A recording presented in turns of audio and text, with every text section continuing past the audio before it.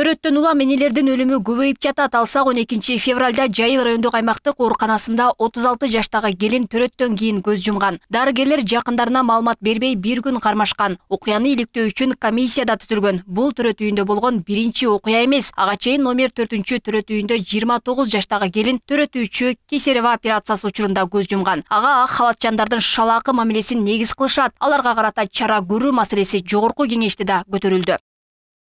Аны эч жакындарын киргизбестен, эч кандай маалымат бербестен бир күндө кармашкан келинди.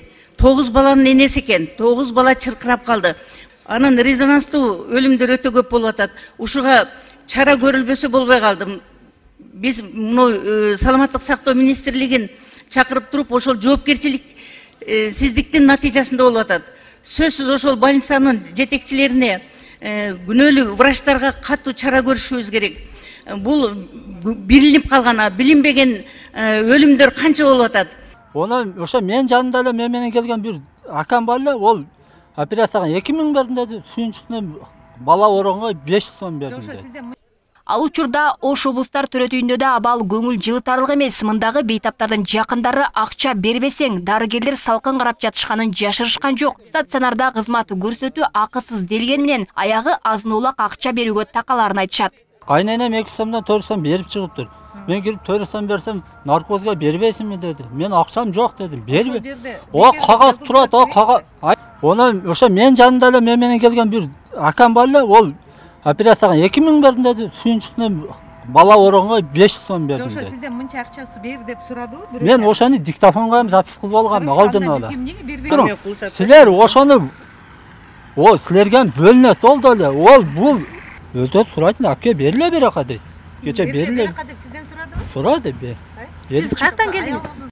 Дарыгерлер акчаны ачык түрдө сурабаса да ишарат кылгандай түр көрсөтүшөт дешет. Алай районунан жубайын оор акыбалда алып келген Жолдубай Акбал уулу дарыгердин эсебине 1000 сом өлчөмүндө акча которгонун камерага көрсөтүп берди. Андан кийин гана дарыгер кароого алып баштаганын билдирди. Ал эми дарыгер акча албаганын айтып ишендирүүдө. Жок, биз эч кандай акча сураган эмеспиз. Сенин эжеңде бир кайнеже эмен келген, эжеси кайнежесин келди.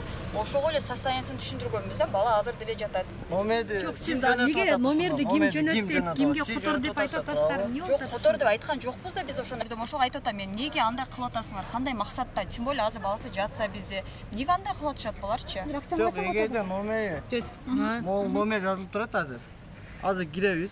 Эшиктин үстүнө мол номер бар. Ушул номерден келтат. Ушул номерден. Бул номерди ким жөнөттү сизге номер? Бул ушул врач айымдын номери. Эшиктин үстүнө ушул жазылып турат.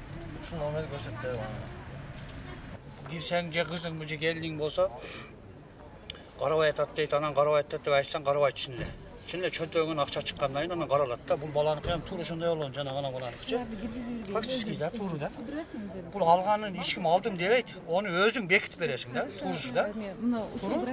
Кайрылган жарандар акча берип аргасыз дарыгердин көзөмөлүндө болгонун айтканы менен ак халатчандар моюнга алышкан жок. Топ болуп чогулган ак халатчандар бейтаптардын жакындарынын айткандарын четке кагып, актануу аракетин көрүштү. Балким 5 кол тең эместир.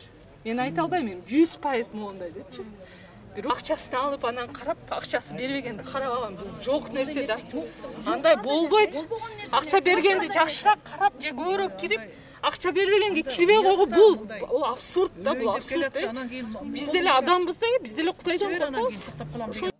Ал эми стационар жетекчиси бул фактылар боюнча кызматтык териштирүү жүрөрүн белгилейт. Ошонун негизинде гана чара көрүлөт. Эскерте кетсек, төрөт үйүндөгү мындай жагдай биринчи ирет эмес, бир канча жолу коомчулукка жарыяланган учурлар бар.